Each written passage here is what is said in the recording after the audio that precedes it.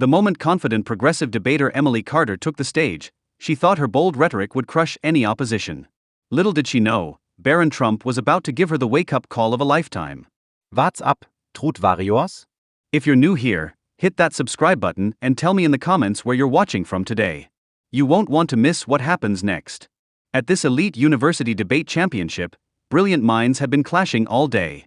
But nobody was prepared for the showdown about to unfold during the open floor segment. You could feel the anticipation as Emily approached the microphone, her vibrant purple hair matching her bold attitude, a confident grin playing across her face. My fellow students, she began with commanding presence, we need to confront the real obstacle to progress in America, the chokehold that outdated generations have on our future. The auditorium fell quiet.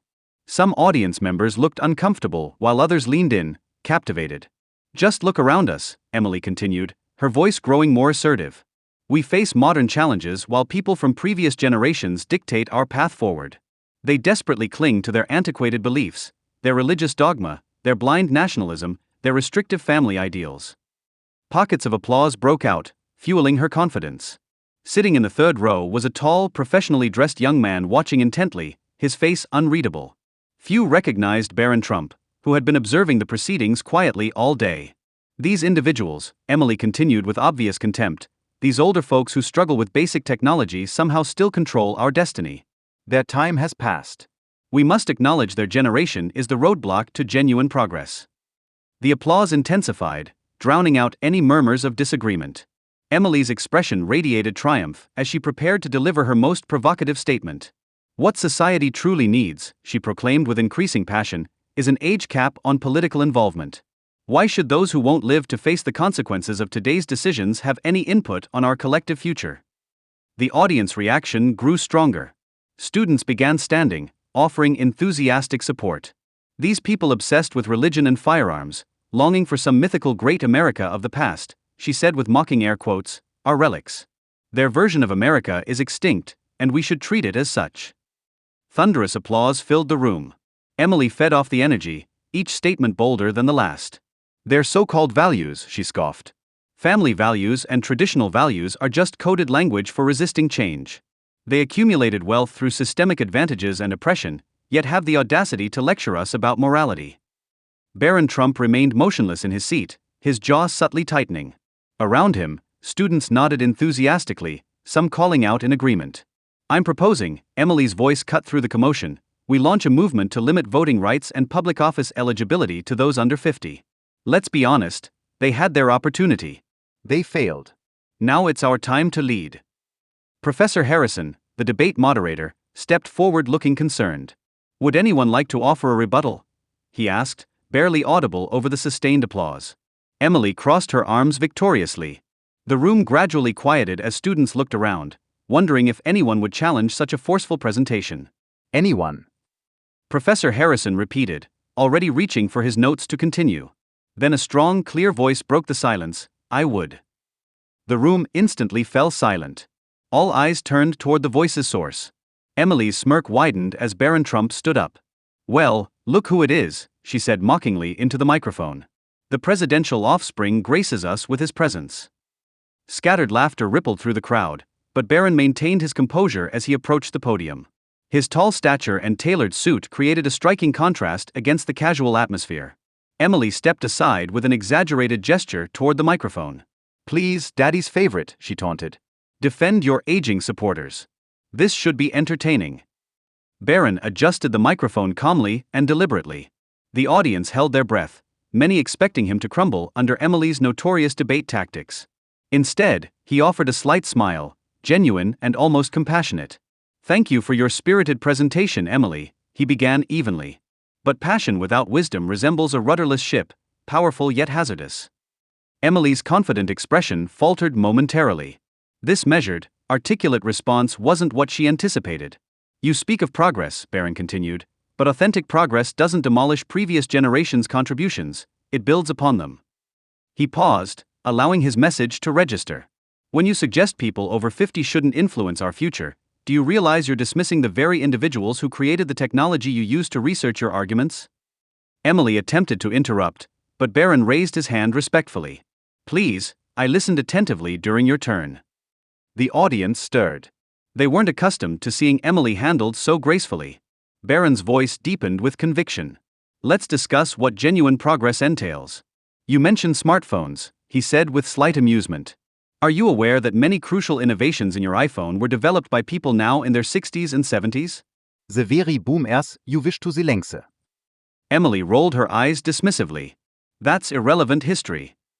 Speaking of history, Baron smoothly redirected, let's address your claim that their America is dead. His tone carried steely resolve beneath its polite exterior. The America they constructed provides the very platform enabling your criticism. These universities where we study, built by them.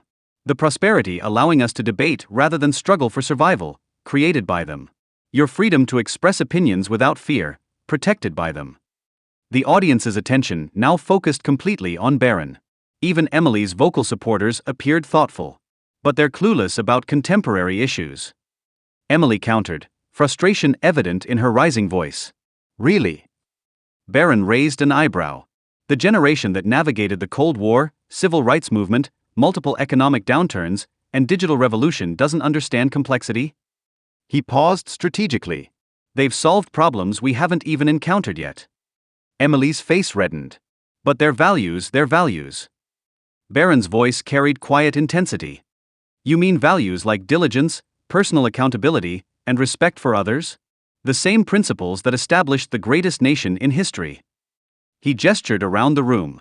Everything surrounding us, from these chairs to the democratic system enabling this debate, was created by people who embodied those values. Murmurs spread through the crowd as students exchanged glances.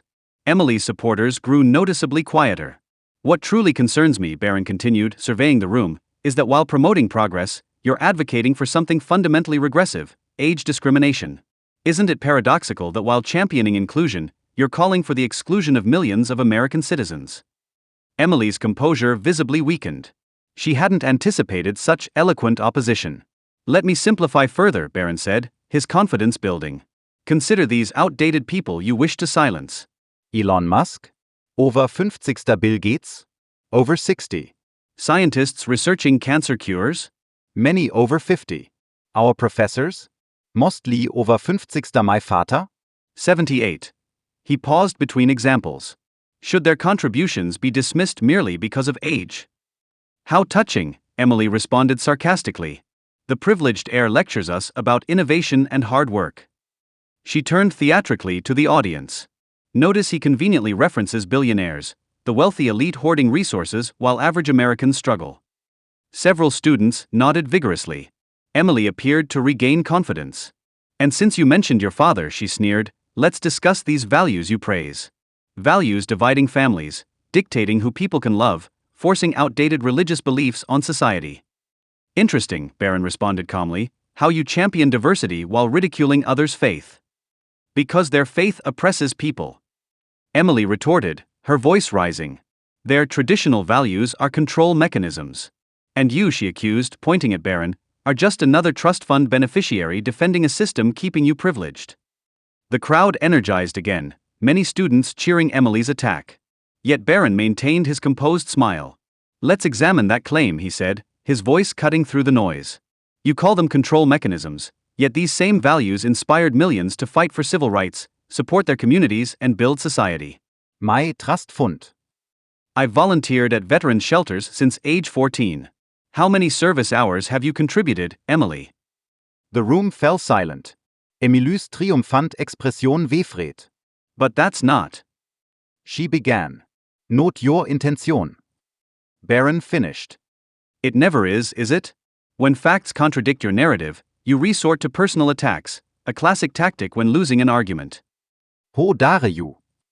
Emily's voice cracked with fury. She stormed toward the podium, hair disheveled, finger jabbing accusingly. You think you can arrive with your polished appearance and manners and your privilege, lecturing us about values? Tension electrified the room. Some students stood, feeding off Emily's anger. You want to discuss helping others? She practically snarled. Your family represents everything wrong with America, the elite, the privileged, hiding behind traditional values while real Americans suffer. She turned dramatically to the crowd, her voice reaching a crescendo. Look at him. Standing there like he belongs, defending the very system oppressing us. You know what? She spun back toward Baron, face contorted with rage. This fraud doesn't belong here. Her words echoed through the suddenly silent auditorium. Professor Harrison stepped forward, clearly alarmed, but Baron gestured reassuringly. It's fine, Professor, he said quietly, his composure intact. Then, turning to Emily with an almost understanding smile, what's fascinating, Emily, is when facts fail, you resort to shouting. When logic fails, you turn to insults. When reason fails, he paused meaningfully, you reveal your true character to everyone. Emily's face turned crimson. I'm exposing the truth about people like you. No, Baron replied firmly yet gently. You're demonstrating what happens when intolerance disguises itself as progress. You claim to fight discrimination while discriminating. You advocate tolerance while displaying none. You demand respect while disrespecting millions of Americans who built this nation. The audience remained completely still, captivated by every word. But let me share what I observe, Baron continued, his voice carrying quiet authority. I see someone so consumed by ideology she's forgotten a fundamental truth. Each generation builds upon the achievements of those preceding it. Emily attempted to interject, but her voice lacked its earlier confidence. Jure distorting mai. I'm quoting you directly, Baron replied smoothly. You labeled our elders dinosaurs. You ridiculed their faith. You mocked their sacrifices. And why? Because their worldview differs from yours? Tats not progressive. Tats prejudice. He addressed the entire room. You've witnessed something remarkable today. Someone claiming to champion diversity while attacking intellectual diversity. Someone demanding inclusion while advocating for excluding millions. Someone preaching tolerance while demonstrating complete intolerance toward different perspectives. Emily's face had paled. Her supporters shifted uncomfortably. But here's the ultimate irony, Baron continued, genuine concern in his voice. While demanding we silence older generations, you benefit from their legacy. The platform you use to criticize them? Their creation. The freedoms you exercise? Their protection. Your education? Made possible by them. He paused, allowing his words to resonate. The silence was profound. So tell me, Emily, Baron asked, his voice almost gentle, does your vision of progress include space for dissenting viewpoints? Or is diversity acceptable only when it aligns with your perspective? Emily opened her mouth to respond, but for the first time since the debate began, found herself speechless. What I find most intriguing, Baron said, his voice conveying both authority and compassion, is that while claiming to fight for the future, you're repeating history's oldest mistake, believing wisdom belongs exclusively to one group. Emilys Firse dem Januar kriegt, Herr Hans Grippingse Podium, Knuckles weit. You see, Baron continued, true progress isn't about silencing voices. It's about learning from them. Every generation believes they know better than their predecessors, and every generation eventually discovers how much they still have to learn. The room remained completely still. Students who had cheered Emily's attacks now sat in thoughtful reflection. Those boomers you dismiss, his voice softened yet somehow carried more power, were once young idealists too. They fought for civil rights, questioned authority, demanded change. But they discovered something valuable: lasting progress comes from building bridges, not burning them.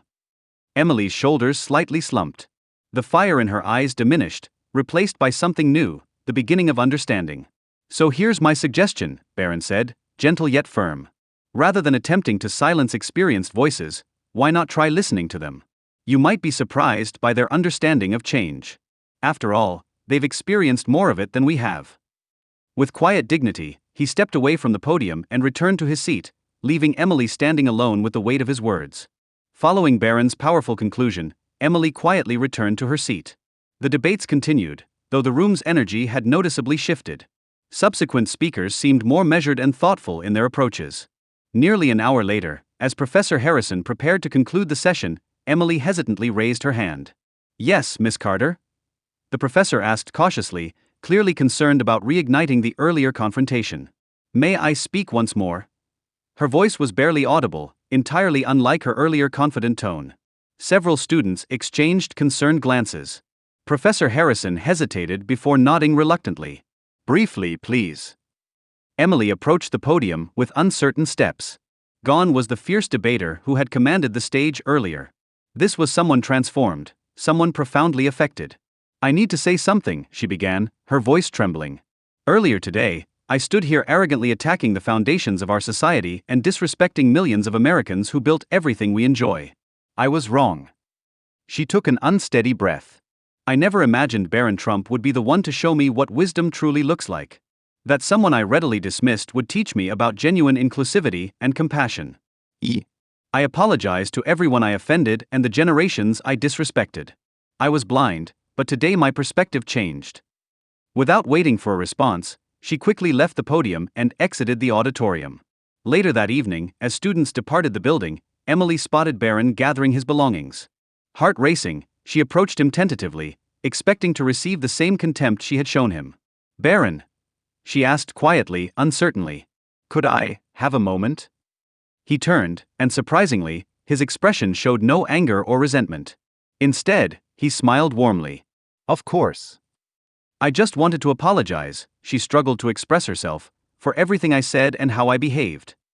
"What's interesting about our age," Baron replied thoughtfully, "is that we're old enough to hold strong convictions, yet young enough to sometimes let those convictions blind us. Getting caught up in ideologies and passionate beliefs is normal. That's precisely why older generations' wisdom is invaluable. They've stood exactly where we stand now." Emily stared at him, surprised by his compassion. "How did you develop such wisdom?" "I've had excellent mentors," he smiled. "People who taught me that true strength isn't about winning debates. It's about fostering understanding. Our elders have experienced these same conflicts, felt these same certainties, and learned these same lessons. We needn't agree with everyone, but we should respect their journey." Overwhelmed by his kindness, Emily spontaneously embraced him. Baron seemed momentarily surprised before returning the embrace with genuine understanding. As they separated, both recognized this transcended winning or losing a debate. It represented something far more significant, the moment when wisdom overcame pride, and understanding conquered division. If this story resonated with you, hit that like button and subscribe for more content celebrating America's core values. Share your thoughts below and pass this video to someone who needs this message today. God bless you, and God bless America.